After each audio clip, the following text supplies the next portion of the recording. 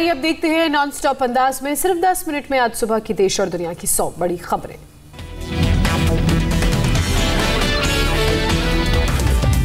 Expert committee ने corona की पहली स्वदेशी वैक्सीन कोवैक्सीन को दी मंजूरी। Drugs controller general of India लेगा आखिरी फैसला। भारत बायोटेक बना रहा है vaccine. Drug controller general of India की आज सुबह 11 बजे प्रेस कॉन्फ्रेंस होगी। ऑक्सफोर्ड की कोवैक्सीन, कोविशील्ड और भारत बायोटेक की कोवैक्सीन को मंजूरी देने पर ऐलान होगा। एक्सपर्ट कमेटी ने एक दिन पहले ऑक्सफोर्ड एस्ट्राजेनेका की वैक्सीन कोविशील्ड के इमरजेंसी इस्तेमाल की सिफारिश की थी। कल भारत बायोटेक के भी इमरजेंसी इस्तेमाल पर लगाई मुहर। ब्रिटेन के अस्पतालों में ऑक्सफोर्ड एस्ट्राजेनेका की वैक्सीन पहुंचनी हुई शुरू। कल से ब्रिटेन में लगनी शुरू होगी वैक्सीन। भारतीय वैज्ञानिकों को मिली बड़ी कामयाबी। कोरोना के नए स्ट्रेन को आइसोलेट किया। पुणे वायरोलॉजी इंस्टीट्यूट ने जीन में आए बदलाव का पता लगाया। नए वायरस के लिए भी दवा बनाई जा सकेगी। केंद्रीय मंत्री प्रकाश जावड़ेकर का बयान। भारत एकमात्र ऐसा देश जहां एक साथ 4 कोरोना वैक्सीन तैयार हो रहे हैं। कोरोना की फ्री वैक्सीन पर स्वास्थ्य मंत्री की सफाई। कहा 3 करोड़ हेल्थ वर्कर्स और फ्रंटलाइन वर्कर्स को लगेगा मुफ्त टीका। डॉक्टर हर्षवर्धन ने कहा था पूरे देश में कोरोना की वैक्सीन फ्री में मिलेगी। बाद में बोले बाकी 27 करोड़ वैक्सीनेशन पर बाद में लेंगे फैसला। जुलाई तक लगाया जाना है वैक्सीन। दिल्ली के स्वास्थ्य मंत्री सत्येंद्र जैन का बयान। दिल्ली वालों को मुफ्त में दी जाएगी कोरोना की वैक्सीन। महाराष्ट्र के स्वास्थ्य मंत्री राजेश टोपे ने कहा देश के सभी गरीब लोगों को मुफ्त में वैक्सीन दे सरकार। गरीबों को नहीं छोड़ा जा सकता अकेला। वैक्सीन को मंजूरी मिलने से पहले सरकार का मेगा अभियान। सभी राज्यों के 125 जिलों में कोरोना वैक्सीन का हुआ मॉक ड्रिल। दिल्ली में 3 जगहों पर ड्राई रन। जीटीबी अस्पताल में हेल्थ मिनिस्टर डॉक्टर हर्षवर्धन ने खुद ड्राई रन की तैयारियों का लिया जायजा।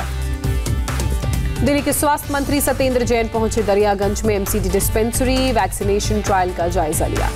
दिल्ली में रोजाना 1 लाख वैक्सीन लगाने का मिशन। पहले फेज में 51 लाख लोगों का टीकाकरण। बिहार में पटना समेत 3 जिलों में वैक्सीन का ड्राई रन। राज्य के स्वास्थ्य मंत्री ने जायजा लिया। लखनऊ में 6 जगहों पर वैक्सीन का हुआ मॉक ड्रिल। 5 जनवरी को राज्य के सभी 75 जिलों के 6 स्थानों पर होगा ड्राई रन। सीएम योगी का बड़ा बयान। 14 जनवरी के बाद यूपी में वैक्सीनेशन शुरू होगा। राजस्थान के 7 जिलों में 19 सेंटर पर हुआ ड्राई रन। जोधपुर ने वैक्सीन के मॉक ड्रिल में लिया बढ़ चढ़कर हिस्सा। अखिलेश यादव का बेतुका बयान। कोरोना वैक्सीन को बताया बीजेपी की वैक्सीन। कहा हम बीजेपी की वैक्सीन नहीं लगवा सकते। अखिलेश यादव ने कहा अपनी सरकार आई तो लोगों को लगवाऊंगा मुफ्त टीका। अखिलेश यादव ने ट्वीट कर सफाई दी। कहा मुझे वैज्ञानिकों पर पूरा भरोसा। बीजेपी की ताली और थाली वाली सोच पर नहीं है भरोसा। अखिलेश के बाद मिर्जापुर के समाजवादी पार्टी के एमएलसी आशुतोष सिन्हा ने भी दिया बेतुका बयान। कहा वैक्सीन में कुछ तो नुकसान पहुंचाने वाला है। आदमी हो सकता है नपुंसक। यूपी के डिप्टी सीएम केशव प्रसाद मौर्य का अखिलेश पर पलटवार। कहा बयान वैज्ञानिकों का अपमान। अखिलेश से माफी मांगने को कहा।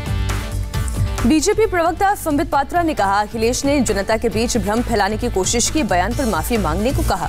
नेशनल कॉन्फ्रेंस नेता उमर अब्दुल्ला ने भी अखिलेश के बयान पर उठाए सवाल। कहा वैक्सीन किसी पार्टी की नहीं मानवता की। जितनी जल्दी वैक्सीन लगे उतना बेहतर। दिल्ली में 24 घंटे में कोरोना से 494 लोग संक्रमित। पिछले 7 महीने का सबसे कम आंकड़ा। 14 लोगों की मौत।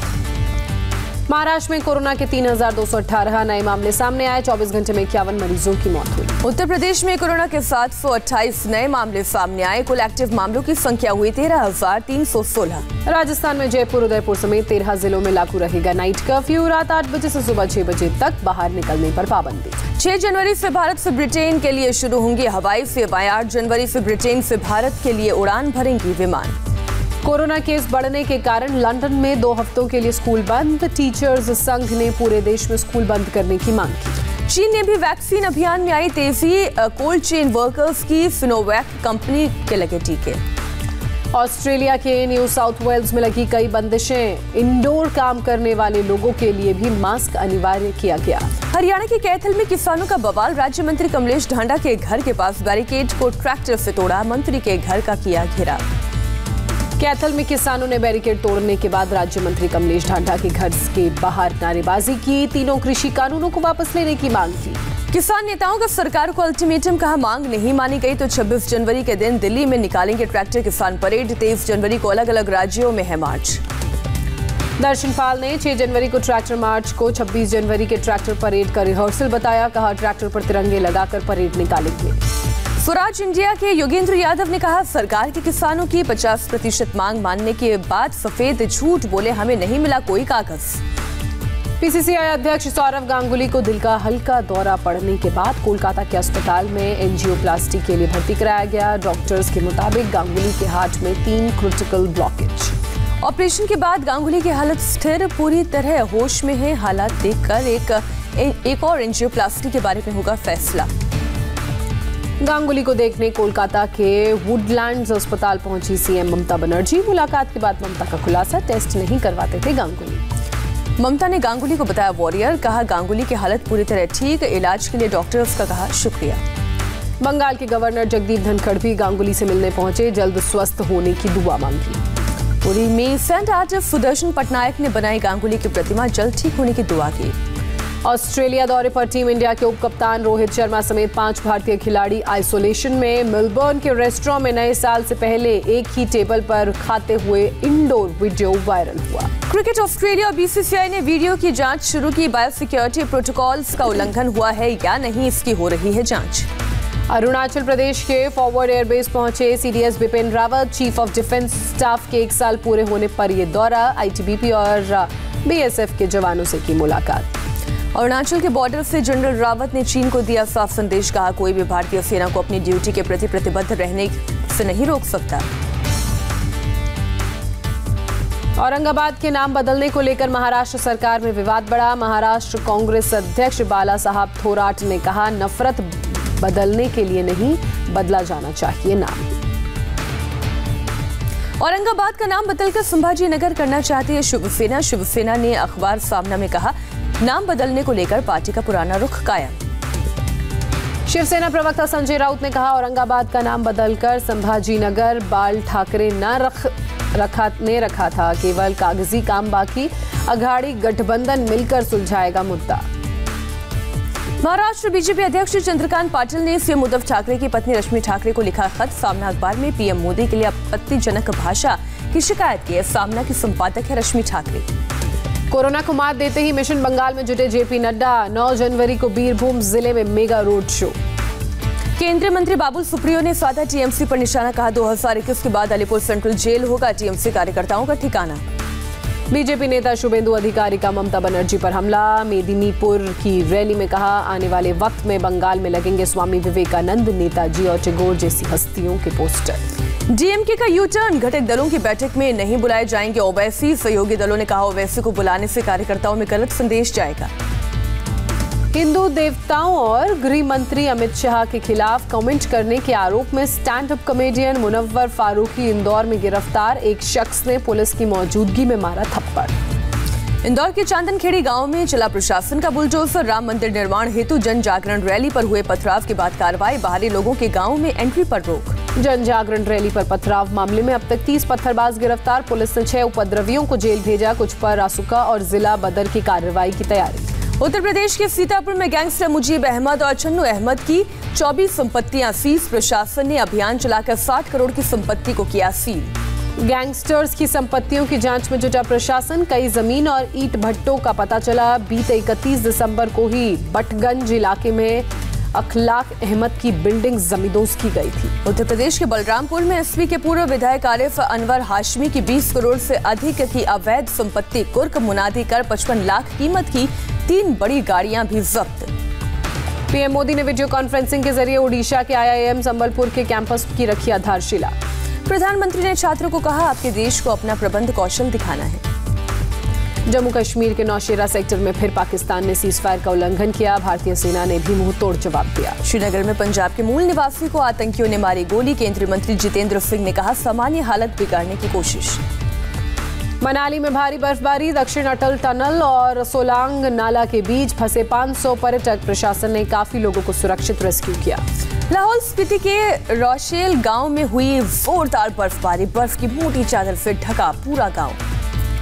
हिमाचल के डलहौजी में जुटी सैलानियों की भीड़। वीकेंड पर बड़ी संख्या में घूमते नजर आए सैलानी। ताजा बर्फबारी से लोगों के घरों और छतों पर बर्फ जमा हुई। दिल्ली एनसीआर में शनिवार को हुई हल्की बारिश। बारिश के बाद 7 डिग्री सेल्सियस तक पहुंचा न्यूनतम तापमान। आज भी बारिश का अनुमान। तिरुवनंतपुरम में समंदर किनारे लगी भगवान शिव की सबसे ऊंची प्रतिमा, गंगा की धारा को रोके नजर आ रहे हैं भगवान शिव। नए साल पर ताजमहल में सैलानियों की भीड़, शनिवार के दिन बड़ी संख्या में जुटे सैलानी। नए साल में 5,000 से बढ़ाकर 15,000 का दिया गया है सैलानियों की लिमिट। अहमदाबाद में लकड़ी के गोदाम में लगी आग, फायर ब्रिगेड ने कड़ी मशक्कत के बाद पाया काबू। यूपी के बुलंदशहर में फिर हर्ष फायरिंग, वायरल वीडियो में रिवॉल्वर से फायरिंग करता दिखा युवक का पता लगाने में जुटी पुलिस। यूपी के हरदोई में निजी कोचिंग संस्थान पर प्रशासन का छापा, कोचिंग सेंटर में कोविड नियमों की धज्जियां उड़ाई जा रही थी। कोचिंग में पढ़ रहे बच्चों ने प्रशासन की कार्रवाई का विरोध किया।